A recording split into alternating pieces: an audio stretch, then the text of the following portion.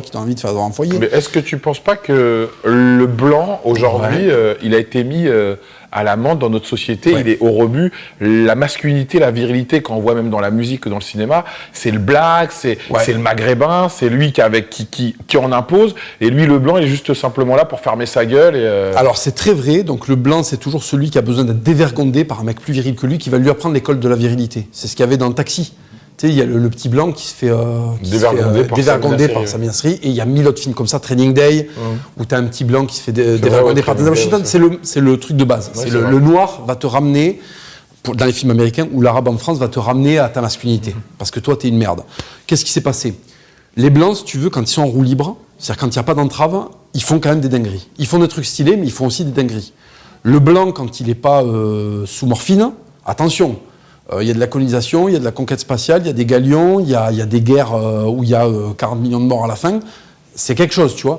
Donc après la Seconde Guerre mondiale, on a tout fait pour que ce soit la der des der, que vraiment, il n'y ait plus jamais assez de testo dans les corps pour se reprécipiter dans une catastrophe pareille. Donc tout l'Occident s'est mis à se dire, il faut qu'on soit des femmes parce que les femmes ne font pas la guerre. D'accord ? Le monde, lui, il a continué à tourner pareil.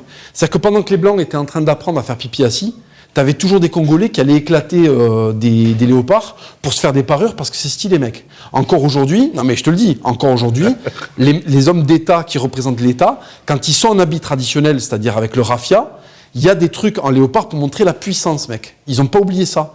En Espagne, quand le taureau, il arrive à gagner le taureau, on lui donne la queue et les oreilles, mec. C'est un truc de chasse de la préhistoire, ça.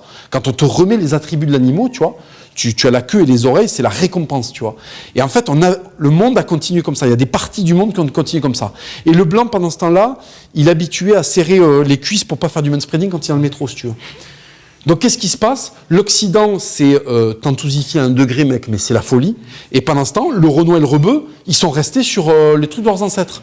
Mais attention, parce que le travail qui a été fait avec les Blancs, qui a conduit les Blancs à être des merdes aujourd'hui, ils sont en train de le faire avec les Arabes, et ils le feront un jour avec les Noirs.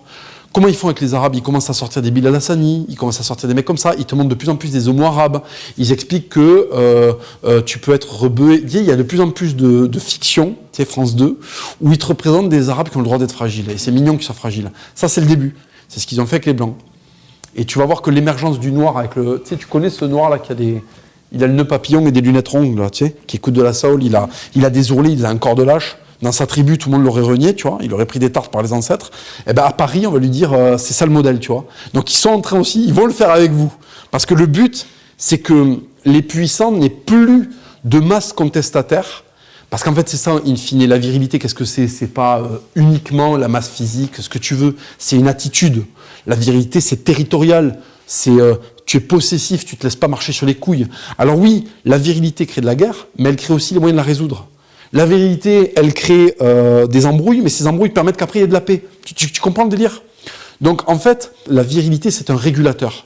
Il y a des excès qui vont avec, et il y a tout le bien aussi qui va avec. Quand tu vois le scandale de l'affaire Traoré ou l'affaire